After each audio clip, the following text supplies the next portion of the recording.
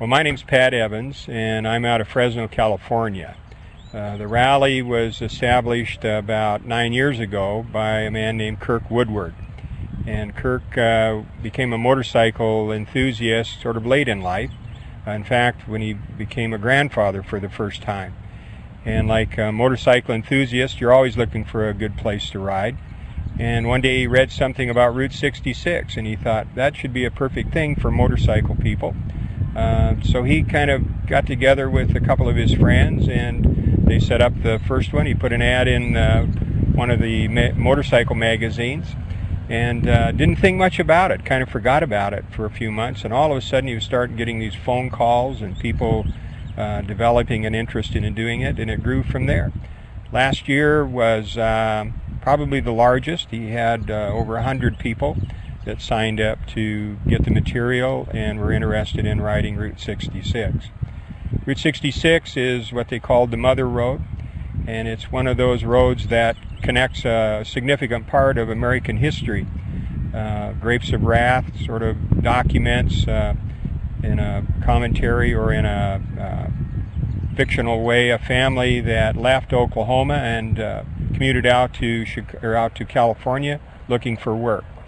So there's a lot of drama attached to the highway. You get a real sense of this country, the lush greenness of Illinois and through Missouri, and then you begin to move into the flatlands of Oklahoma and you pick up the winds, and then you move into the more the desert area through Texas and New Mexico and on into California.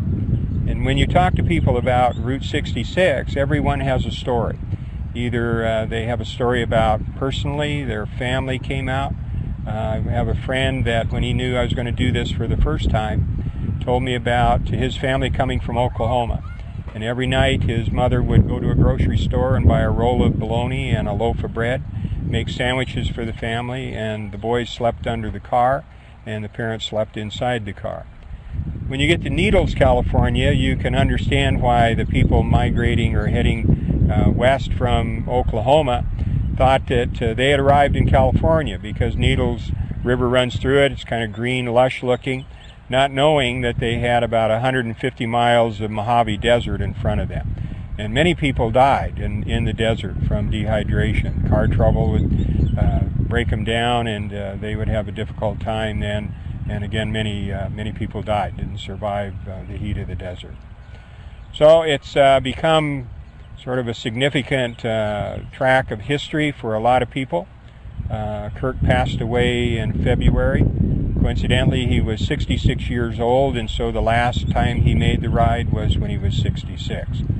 The family and I talked, and we wanted to continue the ride this year as kind of a memorial to Kirk.